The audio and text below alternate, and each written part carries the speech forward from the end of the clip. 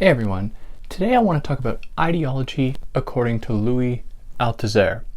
I'm specifying that because ideology can assume a number of different forms depending on who you read. So today, just in relation to Louis Althusser and his Marxist approach. Now before jumping into that, if you want to follow me, you can do that at theory_and_philosophy on Instagram, that is, to see mostly pictures of my cats. If you want to help me out, you can like, share, subscribe, tell your friends. Who knows, they might like it.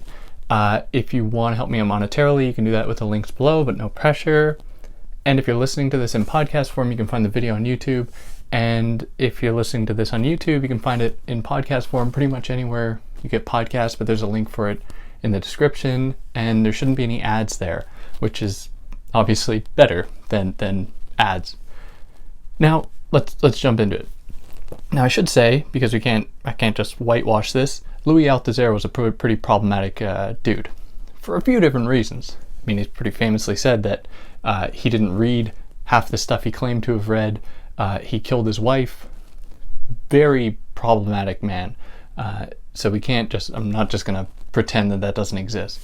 But now, confronting that, we can still take stuff from what he says because it's important. And one of his really big contributions was discussing ideology as a tool to maintain capitalism, which is pretty vague. So let me try and unpack it a little bit. So kind of before Althusser, in Marxist thought, the idea was that the economic conditions, what is called the base, influenced the superstructure, which is where we find things like religion, like education, healthcare, government.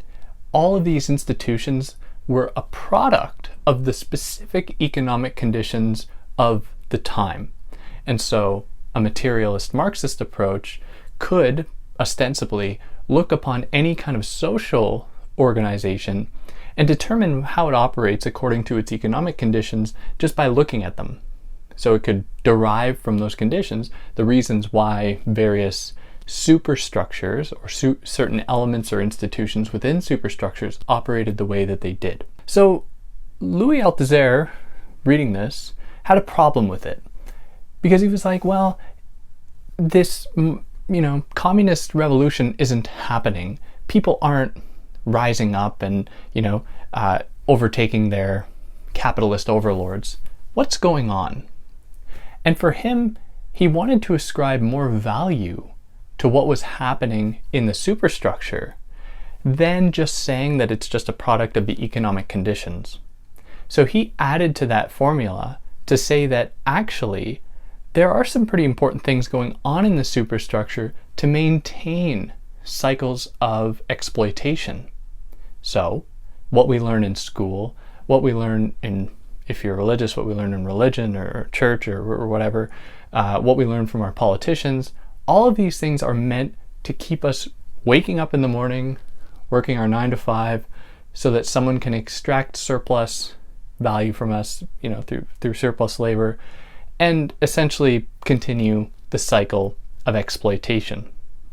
So in that way, it wasn't as though, for Louis Althusser, that a materialist approach to capitalism simply looked at the material conditions of production and consumption, but started to look at these institutions and ideology as being material themselves because they have material effects. So for him, ideology, what was in the superstructure, is material.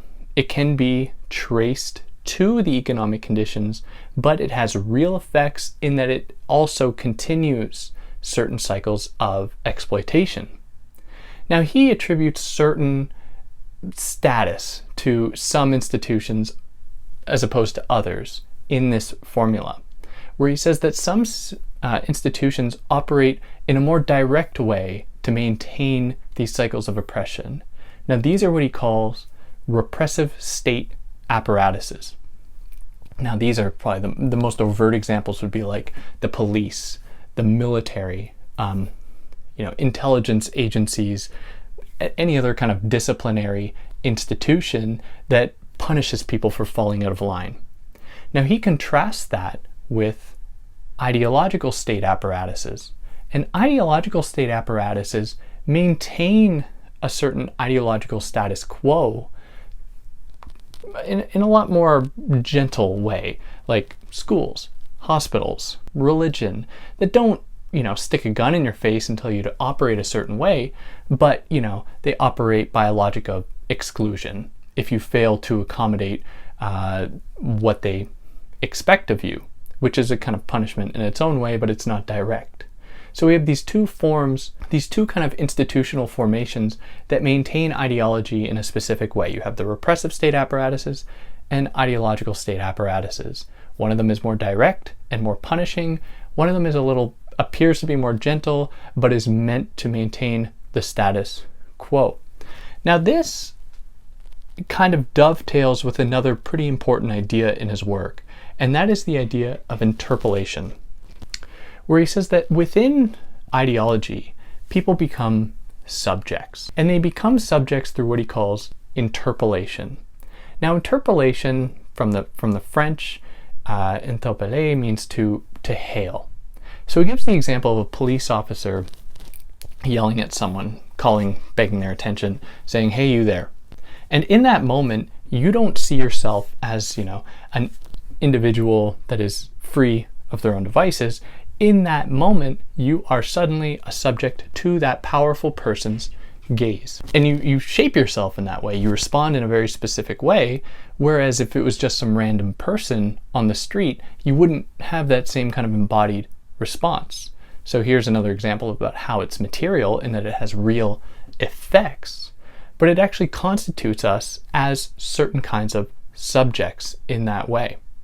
And this, in many ways, for Althusser, precedes our lives, where before we are even born, and this is an example he gives, we are, at least in the Western kind of Christian context, we are given our father's last name before we're even born, or barring, French-Canadian contexts, we are given, just without knowing it, our father's last name before we're even born. And so he says that before we're even in this world, we have been interpolated. We've been kind of entered into a certain ideological frame before we've even arrived there.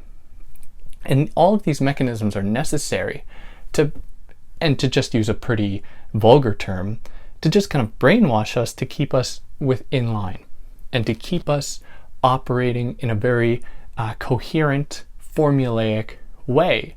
And when we step out of line is when the repressive state apparatuses come in and they directly punish people who fail to step in line.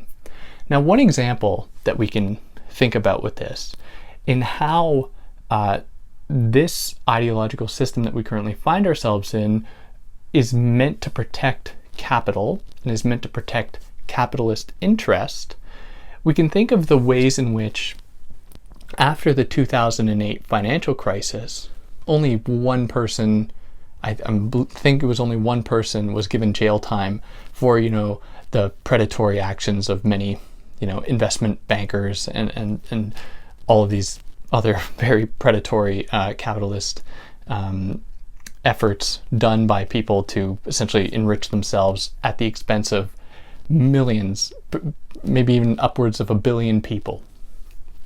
And only one person got jail time for that. But if someone were to steal like a loaf of bread to feed their family, they would get, who knows, maybe months in jail, if that, or a huge fine that they would never be able to pay. And so if we interrogate that, we might wonder, well, are one of these things really worse than the other? Is stealing a loaf of bread more punishable than disenfranchising nearly 1 billion people? And it seems strange that we would even say that there could be a possible comparison there, yet our justice system punishes one of those parties significantly more than the other. Now, I'm in no way saying that you should steal from people. That's ridiculous. But it's just about interrogating the basic assumptions about what constitutes proper action, what constitutes improper action, and how those things that are punished that function within ideology, according to Althusser, to maintain certain capitalistic relations while, which is, part of that is to disenfranchise people, to continually disenfranchise people in the meantime. And yeah, that's more or less it. There's a little bit more to it that I just chose not to go into. But if there's anything that I should have mentioned, I'd love to hear about it, or any other kind of comments or complaints. I'd love to hear about it. If you want more on Marxist stuff, it'll be on one of these sides. And yeah, catch you next time.